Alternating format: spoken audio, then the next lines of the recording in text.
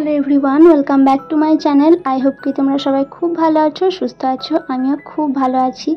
এটা ছিল বৌভাতের দিন সকালবেলা। আমি প্রথমবার বোধহয় এত তাড়াতাড়ি ভিডিও তোমাদের সাথে শেয়ার করতে পারছি। প্রত্যেকটা ভিডিও এত আমি লেট করে পোস্ট করি। তো যাই হোক, এটা বৌভাতের দিন সকালবেলা। আমরা ওই 11টার দিকে পৌঁছে গেছি। সেখানে পৌঁছে গিয়ে দেখি যে আশীর্বাদ পর্ব চলছে। আর আমি ওখানে গিয়ে মায়ের খোঁজ করছিলাম। শুনলাম নাকি মা মাসির বাড়িতে রয়েছে। তো আমাদের মামার বাড়ি থেকে মাসির বাড়ি জাস্ট কয়েক মানে 1 মিনিটও হয়তো লাগবে না, এতটাই কাছাকাছি। তো সেখানেই আমরা হেঁটে হেঁটে চলে যাচ্ছি, কাউকে দেখতে পেলাম না বলে।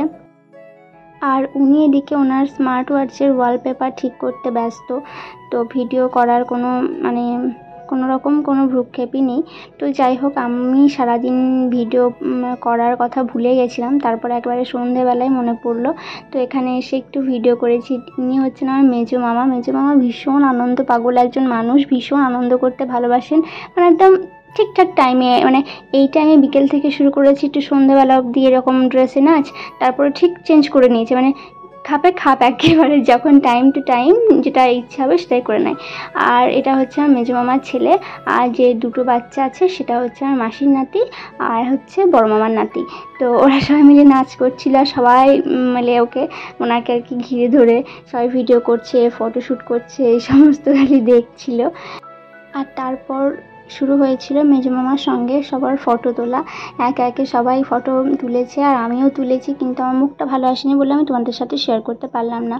আর আমাকে এই দুটো ভিডিও করে আমাকে আমার বর কৃতার্থ করেছেন একেবারে। আমি বলে পারছিলাম না, বলিনি, আমি নিজেই ভুলে গেছিলাম।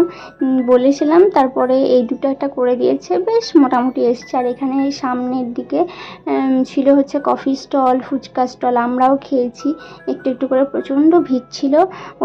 আমি কোনো রকমে এনে মাকে আর ওকে এক দিচ্ছিলাম আর কি। একবার ওকে দিচ্ছিলাম, একবার মাকে দিচ্ছিলাম, একবার আমি খাচ্ছিলাম, এরকম করে খাচ্ছিলাম। প্রচণ্ড ভিড় ছিল। তো আর আগের দিন যতটা বৃষ্টি পড়েছিল, আর আজকে ততটাই সেদিনকে গরম ছিল। গরম যে খুব একটা কম ছিল তা কিন্তু নয়, বেশ গরম ছিল। আর লোকজনের ভিড়ে তো আরোই গরম লাগছিল। তারপর বউ বসার জায়গায় চলে এসেছিলাম। প্রথমে এসে দেখেছিলাম যে তখনও বউ আসেনি। তো তারপর বৌদি আর দাদা এন্ট্রি করে নিয়েছে। আর প্রচণ্ড লোকের ভিড় এখানে শুরু হয়ে গেছে বউ দেখার জন্য। আর ওখানে আরও গরম লাগছিল। বউয়ের জায়গাতেই তো ফ্যান সব কিছু থাকে, কিন্তু আশেপাশে তো থাকে না। এতটাই গরম লাগছিল, সেখানে দাঁড়িয়ে থাকা যাচ্ছিল না। আর মেয়েকে নিয়ে তো পারছিলামই না। আর আমাকে কেমন লাগছে অবশ্যই কিন্তু তোমরা জানিও। এই যে আমি কেমন সেজেছি, কেমন লাগছে আমাকে অবশ্যই জানিও। তো তারপরে আমাদের খাওয়ারও একটু তাড়াতাড়ি ছিল, কারণ বাড়ি ফিরবো, ওখানে থাকবো না। তো এখানে বারবার বলছিল যে ছবি তুলতে। লাস্টে আসার সময় একবার ছবি তুলে নিয়েছি। তো তারপর আমি খেতে বসে গেছি। আর মামাম গেছিলো ঘুমিয়ে, মাকে ওর কাছে বসিয়ে রেখে আমি খেতে বসেছি। তারপরে মাঝখানে খাওয়া হতে হতে মামাম উঠে গেছে। তারপর আমার তো খাওয়া হয়েই গেছে, বুঝতেই পারছো কী অবস্থা। আর আমি তোমাদের সাথে মেনু কার্ডটা শেয়ার করে দিচ্ছি। ভিডিওটা এ পর্যন্তই। ভালো লাগলে প্লিজ লাইক, কমেন্ট, শেয়ার করে দিও। আর চ্যানেলটিকে সাবস্ক্রাইব করে দিও।